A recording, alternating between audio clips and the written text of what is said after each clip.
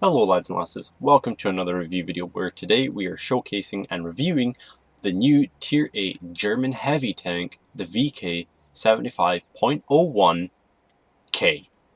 We're going to do this video like we do our other review videos. We're going to showcase the tank, we're going to run through its stats, we can compare it with another heavy tank that I think is similar in statistics, and then we're going to give our opinion about the vehicle, and then we're going to show some gameplay of how it performs in the public matches. Without further ado, let's get into this review video. Now then, this is the Icebreaker, which is the skinned variant of the VK 75.01K, a concept development of a heavy tanks with the rear turret placement. No prototypes were ever built. This premium vehicle has a 15% XP bonus and a 50% silver bonus, which is not too shabby for a tank with high alpha. Onto its modules, a 900 horsepower engine with 12 horsepower per ton makes it quite a heavy tank, 30 kilometers forward and 15 kilometers in reverse, with a fire chance of 15%. Onto its gun, a 18.2 seconds reload, which makes for some pretty lackluster DPM if I'm honest, but it makes up for armor. 2.7 seconds aim time, which is better than Lova's, but on par with the King Tiger. 0.39 accuracy at 100mm, 15 degrees of gun elevation, and 5 degrees of gun depression. Onto its tracks is 22 degrees per second. Onto its turret is 20 degrees per second, so if there's a light tank near you, better stay close to a rock because you are not out turning them. And now onto its ammunition, has 226mm of penetration on its AP, 490 Alpha, 263mm of penetration on its APCR, 490 Alpha, and 65mm of penetration on its high explosive with 630 Alpha. All in all, with 1,600 hit points, this tank makes for some awesome gameplay. Now I am going to pop on screen here where you can pen this vehicle. This vehicle has a weak on lower glacis, and a weak commander's hatch. And when side scraping, when that lower glacis is hidden, you can shoot the turret ring. Now I feel like this is a very important that you can shoot the turret ring, as side scraping can be quite difficult to deal with, especially if that commander's hatch is hidden. Now we're going to put the statistics of the Icebreaker up on the left, and we're going to put the statistics of VK100 up on the right. Now, off the bat, the VK100 has the better rate of fire with 3.87 rounds a minute, as the Icebreaker only has 3.30, which means less rounds for the Icebreaker. However, the penetration on Icebreaker with 226mm of standard penetration is better than the VK100 at 220mm of standard penetration. Not to mention that its gun accuracy and gun aim time. On the Icebreaker, it is 2.7 aim time with 0.39 accuracy.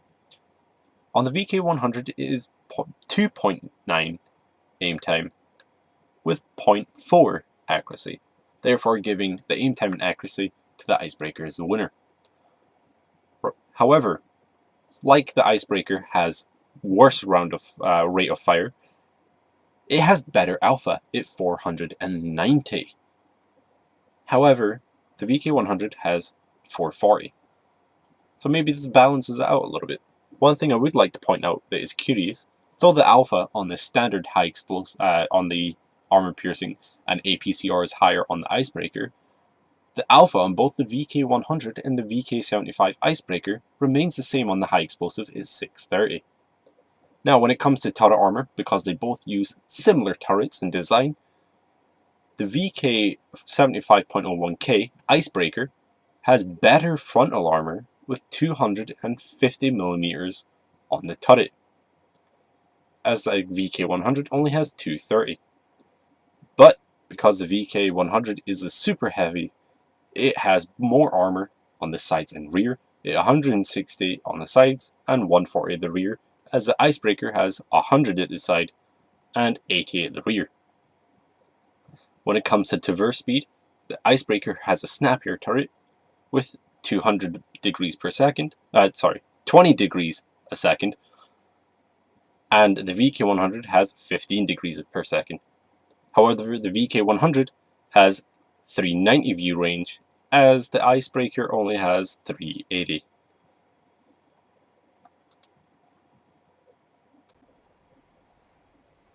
Anyway, lads and lasses, now comparing this vehicle to a fellow German heavy, it's time for my thoughts and opinions. I do highly suggest using a gun rammer, vents, and an enhanced gun lane drive just to maximize the DPM and the aim time of this vehicle, because you have a low rate of fire and you want to make every shot count to get that high alpha. Do I think this tank is good in any way? Absolutely. Although its DPM suffers, it definitely feels like a strong tank. And it feels strong because it uses less risks. And what I mean by that is, in order for you to shoot this tank and get its maximum DPM, you need to expose yourself 3 times within a minute, 3.3. You pull out, you shoot, and you go straight back to blocking damage, side scraping. However, if we take a tank like the Paladin, you need to shoot a hell of a lot more times within a minute to maximize your DPM, therefore exposing yourself, as this tank doesn't. And this tank has way better armor. So I feel like because of that, the survivability of this vehicle, of the Icebreaker, is a lot higher than tanks like fast DPM tanks like the Paladin, as I was using as an example. Now, as I said, it's got the weak spot on the commander's hatch, it's got the weak spot around the turret ring if side scraping, and it's got the weak spot of the lower glacis. However, if you are side scraping and you keep on the move and you backwards and forwards, it is a strong tank. It feels good. It feels like you're playing this big behemoth at tier 8. And it can definitely do a lot of damage because of that high alpha it has. I do personally recommend this tank, and I think when it comes out again, or maybe before it leaves store, I'm definitely going to pick up this vehicle for myself and buy it, because it feels really good.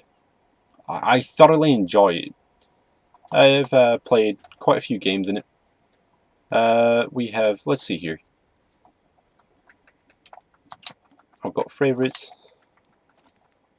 and Germany.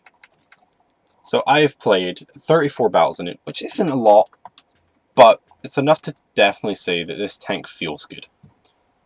I do really enjoy this tank. It definitely feels good.